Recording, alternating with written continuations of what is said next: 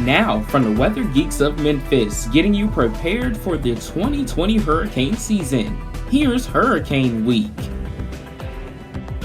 Welcome into Hurricane Week, everyone. I'm lead forecaster Cameron Kirkendall here with day one of Hurricane Week, right here on the Weather Geeks of Memphis. Today's theme, we will be focusing on knowing your risk when it comes to hurricanes. Let's get straight into it. So what do you need to do now before those hurricane warnings, tropical storm warnings, before it actually arrives? You need to prepare. That's the key. Preparedness is the key. Make sure you sign up for local alerts and warnings.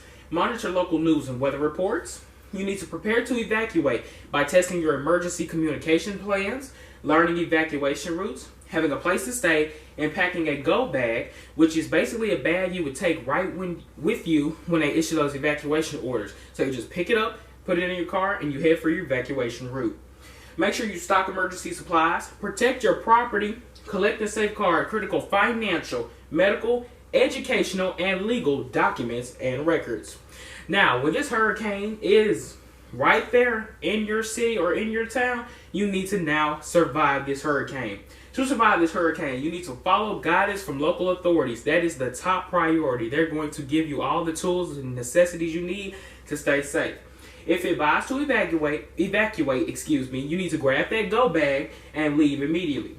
For protection from high winds, you need to stay away from windows and seek shelter on the lowest level in an interior room.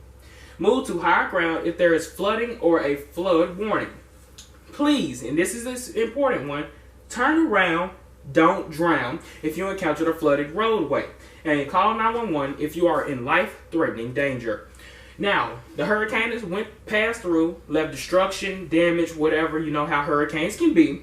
So what you need to do after is be safe. So if you are returning to the area, you need to do so only after authorities say it's safe to do so. Do not enter damaged buildings. You need to never walk or drive on flooded roads or through flood waters because there could be many different things lurking in them and you don't know, and there could be sinkholes as well, so you don't know how deep it is either. Look out for down or unstable trees, poles, and power lines. Do not remove heavy debris by yourself. Wear gloves and sturdy, thick-soled shoes. Also, do not drink tap water unless the authorities say it's safe to do so. Let's talk about some tropical storm-based alerts.